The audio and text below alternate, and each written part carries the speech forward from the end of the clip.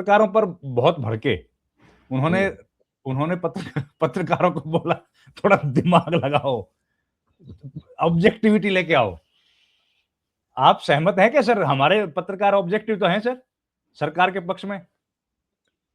हाँ, अब आपने पूरा वाक्य कर दिया। जब आपने पहले कहा था ऑब्जेक्टिव है तो मैं कंफ्यूज हो गया था कि क्या इसका जवाब दूं, लेकिन जब आपने कहा सरकार के पक्ष में, तो अब वो आपने सवाल में उत्तर आपने दे रखा है।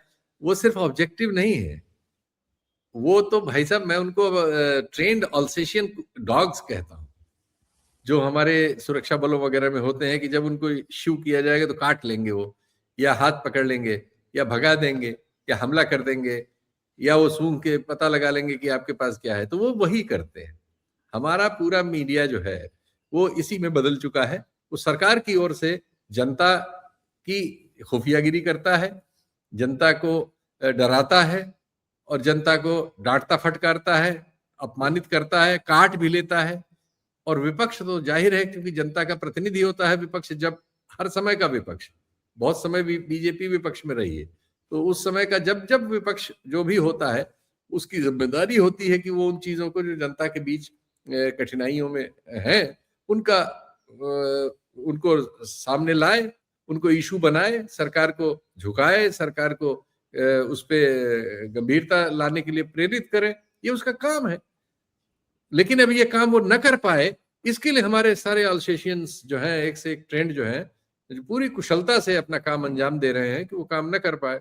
तो राहुल गांधी का खींचना, ये कई बार अखिलेश भी खींचते हैं, कई बार सभी खींचते हैं।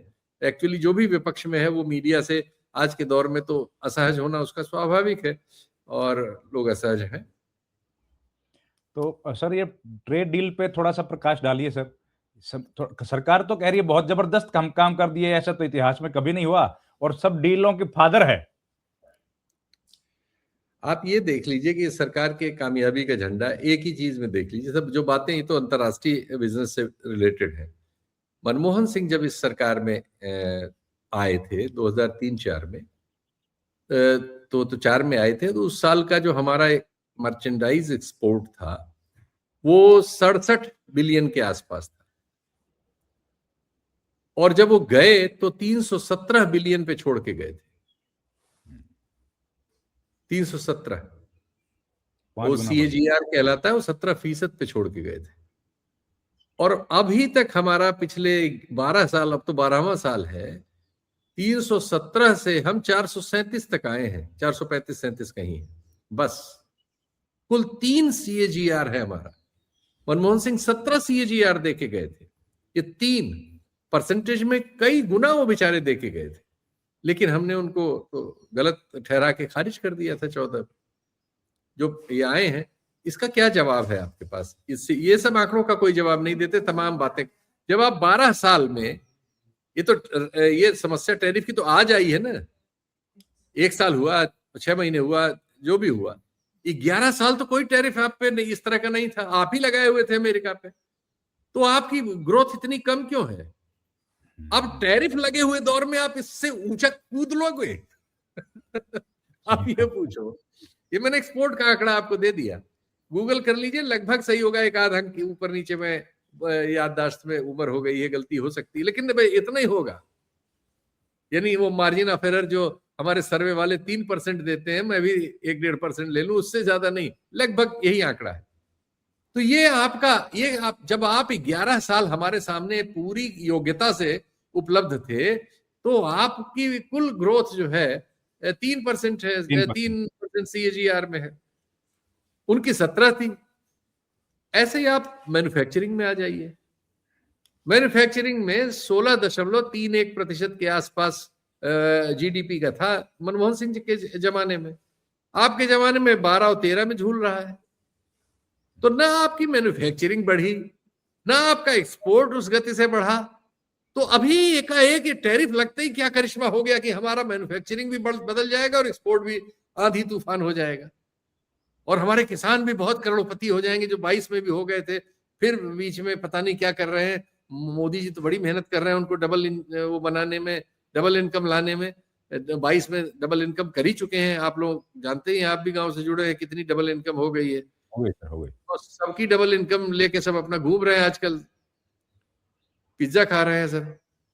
तपस्या ये में कोई कमी होगी सर? हाँ, तपस्या ही में कमी चल रही है। देश की 150 करोड़ आबादी की तपस्या में भारी कमी हो गई है और इसीलिए दंड पा रहे हैं। यही है, यही लगता है तो मुझे।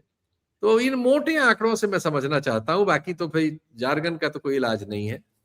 और अब क्या कहा जाए, बस यही है।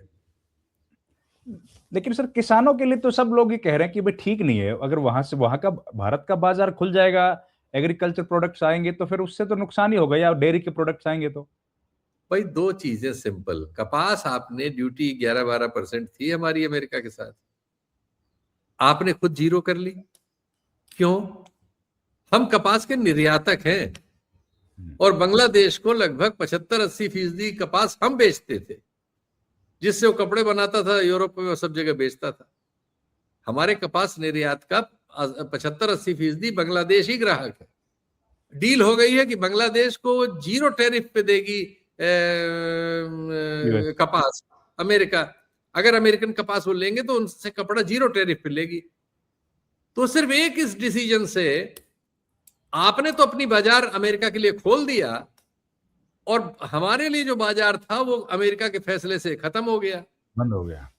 इसका क्या जवाब है? अरे हम ये कर देंगे, हम वो कर देंगे, हमारा ये हो जाएगा, वो हो जाएगा, ऐसा नहीं होगा, वैसा नहीं होगा। कोई भी वकील कत्ल के मुजरिम को जानते हुए, जिसने दिन दहाड़े कत्ल किया होता है, वीडियो लगा होता है, सब चीज होता है, वो उसका भी वकील उसके बचाव में बहुत बातें बोल लेता है। और बहुत से लोग जिन्होंने वो देखा नहीं होता मान लेते हैं कि ये वकील जो बोल रहा है सही बोल रहा है।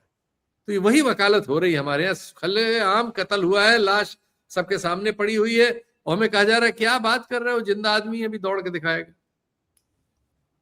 वही हो रहा है सर, वही स्थिति है। तो अब लेकिन सर बात पूरी हो नहीं पाएगी जब तक हम लोग ओम बिड़ला जी का जिक्र नहीं हो पाएगा सर। अरे मैं अब तो एक किस्सा सुनाता हूं सर, फिर आप अपने कमेंट बताना सर। सर जब भारत गुलाम था तो पहली सेंट्रल लेजिस्लेटिव असेंबली बनी 1921 में, ठीक। और 24-25 के आसपास सर विट्ठल भाई पटेल पहले हिंदुस्तानी स्पीकर बने। उस टाइम चेयरमैन बोलते थे, स्पीकर के तौर पर। 1930 के आसपास की घटना मैं पढ़ रहा था सर, कहीं बताया 1930 के आसपास क्या हुआ कि सर जब एक कोई बिल पेश करने के लिए अंग्रेज लेके आए तो मोतीलाल नेहरू उस टाइम नेता प्रतिपक्ष थे या वो विपक्ष में थे, उन्होंने उसका विरोध किया। उन्होंने कहा कि भाई ये गलत है और आप मत लेके आओ। वो बोले नहीं नहीं हम लेके आएंगे। उन्होंने विरोध किया ऑपोजिशन ने और वॉकआउट कर दिया। ठीक है सर, कहानी खत्म। अब क्या हुआ, अब आया सर स्पीकर का रोल। स्पीकर थे विट्ठल भाई पटेल, वल्लभ भाई पटेल के बड़े भाई। उन्होंने क्या कहा, उन्होंने कहा कि भाई देखो, सरकार को कहा कि देखिए ओपोजिशन ने वॉकआउट कर दिया है, तो जो सदन का कैरेक्टर बदल गया, अब सदन का चरित्र बदल गया है। आप बिल पेश मत करो, अगर आप बिल पेश करोगे तो मैं हाउस को साइनेडाई कर दूंगा। क्या बात! ये अंग्रेजी राज में हुआ था। अंग्रेजी आपने राज बहुत की अच्छा बता रहा हूं सर, रेफरेंस बताया। 1930 की घटना, 1930 अंग्रेज की बता रहा हूं ट्रेनिंग, सर। अंग्रेज लोकतंत्र की ट्रेनिंग दे रहे थे भारतीयों को, और प्रतिनिधित्व वगैरह, सदन कैसे चलता है, ये सब करने की उस समय भारतीय गुलामी के दौर में उनमें ये मॉरल था। ये पिछली सेंचुरी का मॉरल था, ये खत्म हो गया। हम लोगों में भी वो मॉरल, वो पोजीशन नहीं है। एक्चुअली ये पिछली सदी में सब गया सब। अब तो जो है सब मिक्स और मिलावट है। अब मैं तो अपने सारे कलीग्स को देखता हूं जो हम लोगों के साथ पत्रकारिता में रहे, और उनका आज का कैरेक्टर देखता हूं जो हम लोगों के जीवन में आदर्श थे। मतलब समझ में नहीं आता कि या तो हमारे अंदर कुछ पागलपन है, हम ना समझ हैं, मूर्ख हैं, नहीं काबिल बन पाए, या फिर भाई क्या हो रहा है समझ से परे है। तो बिल्कुल आपने जो ये प्रसंग दिया है इसका यही उत्तर है कि अब इन चीजों का हम रेफरेंस भी सामने रख लें तो भी कोई फर्क नहीं पड़ने वाला। अभी तो पहली बार ये भी हो रहा है कि उनको बांग्लादेश भेजा जा रहा है शपथ ग्रहण, वहां के प्रधानमंत्री के शपथ ग्रहण समारोह में। ये आपको पता है कि नहीं? हाँ जी सर, जी सर। हाँ हाँ। तो उनका एक पॉलिटिकल रोल है मतलब, और वो भी इस बात को जानते हैं। जी सर एक लेकिन उस दौर में सर क्या नैतिकता थी उन लोगों की सर, जी जी और क्या ताकत थी। और एक और बात सर, जी। ओम बिड़ला वो वो उसी वो राष्ट्रीय आंदोलन में पैदा हुई नैतिकता थी, और ये एक दूसरी तरह का आंदोलन इस समय चल रहा है, हिंदू राष्ट्र वाला, ये उसकी नैतिकता है। अलग है। उस दौर में भी सर जिस घर में, एक और बात बता दूं सर, आपको तो हालांकि पता ही होगा, फिर नहीं नहीं प्लीज, ऐसा सब कुछ नहीं। जिस घर में विट्ठल भाई पटेल रहते थे ना सर, उसी घर में ओम बिरला रहते हैं। 100 साल हो गए सर इस घर को। Same house. ये तो यार तुमने क्या बात बताई, बिल्कुल बहुत बढ़िया, शानदार भाई, धन्यवाद तुमको, ये बहुत अच्छा संदर्भ खोज के लाए कि घर वही है लेकिन क्या सेम बात, घर है सर। वाह वाह, बहुत बड़े संदर्भ लाए भाई रविंद्र। मुझे लगता है कि अपने दर्शकों को भी इसी पे छोड़ दो, इसका आनंद लेने दो, सूचना का, कमाल की तुमने सूचना दी। बहुत बहुत धन्यवाद, मुझको भी एनरिच किया तुमने सूचना से। थैंक यू सर, बहुत थैंक बहुत यू वेरी मच। आपने समय दिया सर, बहुत धन्यवाद। नहीं नहीं बिल्कुल, तुम्हारे